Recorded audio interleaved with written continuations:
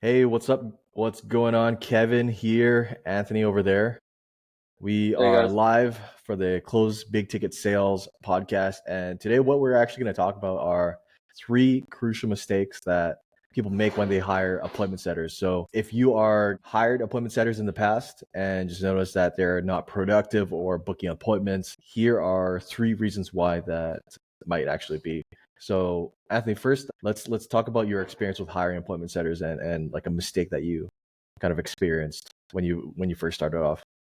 Yeah, one big mistake primarily I find when hiring appointment setters or working with people that have tried to hire appointment setters in the past is number one is, pay negotiation. Okay. Hmm. I've seen a lot of people, decide they want an appointment setter and really try to cheap out on there. Many people have tried. Now, I'm not saying it doesn't work at all, but there's a lot of people that have tried to do like commission only appointment setting. And I know that sounds very attractive. You're not paying anything up front, but you're just not going to get producers there. You're going to find guys that come on, and if they even find that they can book an appointment for you, they're just going to move on to somebody who actually pays them up front there. So the big thing is, obviously you don't want to overpay for an appointment setter, but definitely don't cheap out. Have a budget to allocate before you decide you want to hire somebody. Exactly. I think that is a big mistake. People just want to get into it. They don't want to have any upfront cost, but you got to think about what kind of talent that's going to attract if you're not going to be paying them. These are real people that need a job, and the most talented people aren't going to be attracted to an offer where it's they don't get paid at all. I think I read it in an article before where, or it was like a post or something like that, where somebody asked like a group of VAs, remote callers, like what the biggest fear that they have is, and it's the number one biggest fear that they actually have is that they're going to get scammed by a business owner. And I'm sure that happens all the time. And that's really a big fear that they have. It's working for a company, not getting paid. And so when you can separate yourself that way and pay up front, that's going to sort of get you the right people to actually apply for your job. What kind of things have you noticed there when maybe you've done it in the past or other people that have kind of paid just on performance? Yeah, so I've worked with a multitude of agencies that, they're so scared to pay up front. They're like, oh, we're hiring our appointment setters. I have 10 appointment setters on commission only. They're going to only get 10% of my deal funded, and I'm not Yeah. paying them anything until I close the deal. I'm like, okay, I'm open to testing that out. And then when push comes to shove, when everyone goes live, you find that 9 out of 10 appointment setters don't work. That one appointment Yeah. setter that books a call, maybe he quits after his first day. It just doesn't work. You need to have a Yeah. budget. People feel comfortable knowing that they're going to be paid for their time. And you just have to set the right expectations, though. Yeah, it's totally fine to do performance, but at least have some incentive for them to join and work with you. Maybe even like an hourly rate, which is good, or like a salary, right? Even just a small amount would be fine, just to show that you have some skin in the game with them, right? And they're going to be more incentivized to work with you. So again, it's you can pay a small salary and do performance, and I feel like that's kind of the sweet spot there. That's what we usually do, at least. Yeah, for sure. One thing I've noticed that works very well is, pay the minimum wage wherever you're from, and Yep. then give them 5% of the deal funded there. That's where you're going to find a lot of key talent. Just make sure you keep yourself protected as well. Make sure you set the right expectations, know what they're expected to do, how many appointments they're expected to book on a daily/weekly basis, and really make sure that they're getting to those goals. Yeah. So if you are kind of experiencing that problem where you're hiring appointment setters, but they're not motivated or they're saying that their grandma just died, which is like the number one excuse that VAs tend to give, just switch up your incentive so that you're paying an upfront fee. And what you can usually do actually is do a test run where maybe you test them out for a week. It's a paid trial, kind of see how they work. So that way you're not kind of holding the bag there, and if the appointment setter just isn't working at expectations. Yeah, for sure. Normally, when I start off as setter, I put them on a 3-day paid trial, so they get a Hmm. reduced pay. So they have to unlock their full pay, but they get a reduced pay, and then they have to set a minimum amount of appointments. Say, for example, 5 appointments per day over 3 days. So after that 3-day trial, they'll have to have 15 appointments booked. Now, I may be flexible, maybe lenient.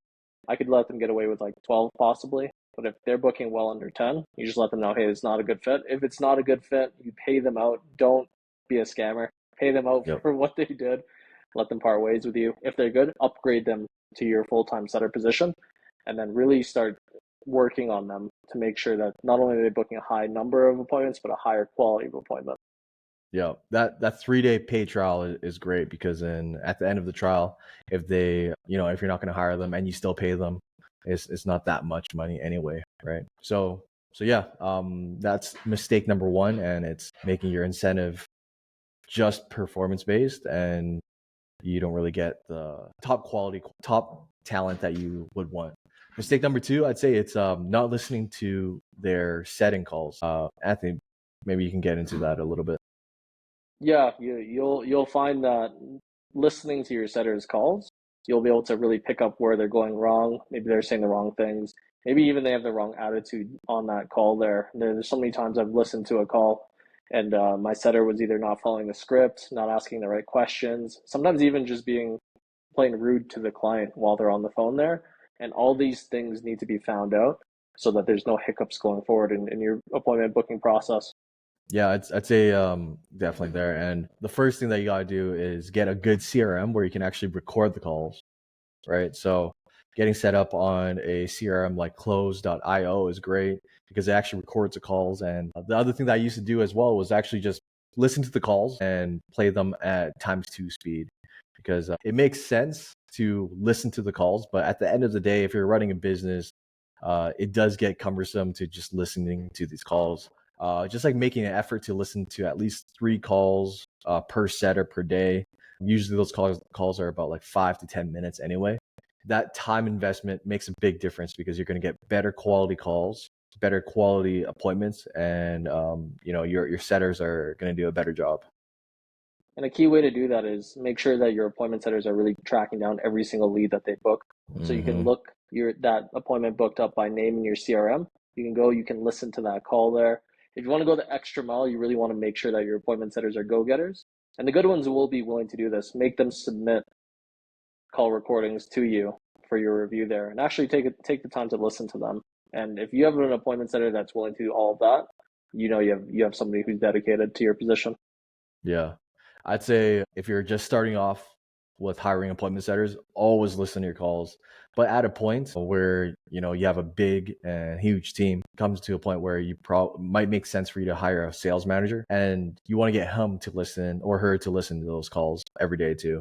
And then having a weekly meeting there to make sure that he's listening to calls and giving you feedback on like what people are saying. Definitely. Yep. So that's mistake number two. Mistake number three, Anthony, what would you say is another mistake that people make when they're hiring employment setters? I think not setting expectations properly, not only in terms of how many appointments they should book and really holding them to that standard, but also things as well like doing a call confirmation, what your appointment setter is expected to do to fulfill an appointment booked. Okay, so a lot of the times I see, business owners, they hire appointment setters and they set the appointment, but when the day comes, the appointment setter isn't calling that lead to make sure that they're showing up. They're not texting, email or text notifications, anything like that. Now, if you have some automations in place that can solve that issue, but bar none, the best thing to do on the day of your appointment is to call them either yourself or have your appointment setter do it. Better your appointment setter do it to make sure that your client not only can show up for that meeting, but they actually have a link to that meeting so that they can attend. And that way your show rate's going to increase massively.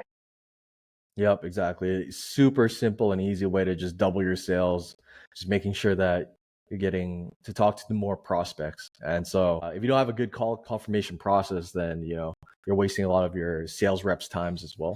So yeah, we usually have a call confirmation. After they book that call, we have a text confirmation, email confirmation. It's very important as well. And we noticed that our show rates kind of doubled and tripled actually when we did the same day call confirmation and then letting the Slack channel know that, hey, I just called this person and they showed up or they confirmed. Yeah, absolutely. And a huge thing is you're gonna have to get used to constantly reminding your appointment setters to do that. There's gonna be some people that they do it without you having to ask them, but there's gonna be some people where they slack off, and you really have to set that line on what's acceptable and what's not. Even to the point of for one company, we had to implement penalties for people that failed to do call confirmations. They would lose half of the amount they would get per booked appointment there. So make sure that there's reward and punishment processes in place to make sure that people, they understand what they have to do and they're actually doing it.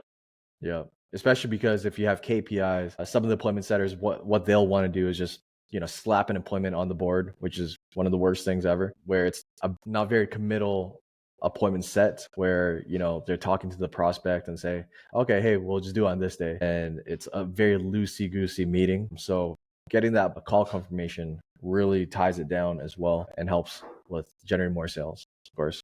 Yeah, absolutely. And appointment setters will do that too if they're just trying to be lazy and hit their KPIs. A lot of times you'll hear somebody on the phone saying like, "Hey, like I'm busy right now. Can you call me back later?" And your appointment setter will just go ahead and book that onto the calendar there. So that's why it's very important to listen to the calls there, so you can see that things like that are going on. You have to call that behavior out and tell them that that's not acceptable. Also, the call confirmation will quickly expose whether or not the person really signed up for that call or not. Because a lot of times, if you listen to the call confirmation recording, you'll hear the guy say, "Hey, I actually never booked that appointment. I just wanted somebody to call me back to tell me more information." So really make sure you're doing those two things there. And if you do follow those two processes, you're really going to increase your quality of appointment. Yep, for sure. And they're all kind of tied together. So yeah, those are the three mistakes there. It's not listening to the sales calls, not having a good incentivized compensation for the appointment setters, and not having a call confirmation process as well. So yeah, Anthony, if people are interested in placing appointment setters so they can get more booked calls, sales calls onto the calendar, what can they do? If you guys need appointment setters in your business, or you want us to come in and actually train your team up so that they can book more appointments at a more effective rate, a higher quality of appointment, feel free to click the link below. There's a calendar where not only will you see what we're able to do for you as a company, what we can do for you, but there's also going to be a calendar slot where you can book to meet with us directly, so we can diagnose your situation, see what you need, and give you a custom tailored strategy there.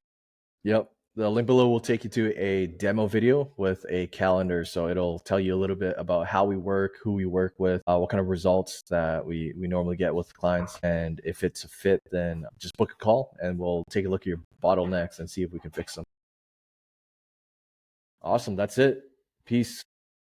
These are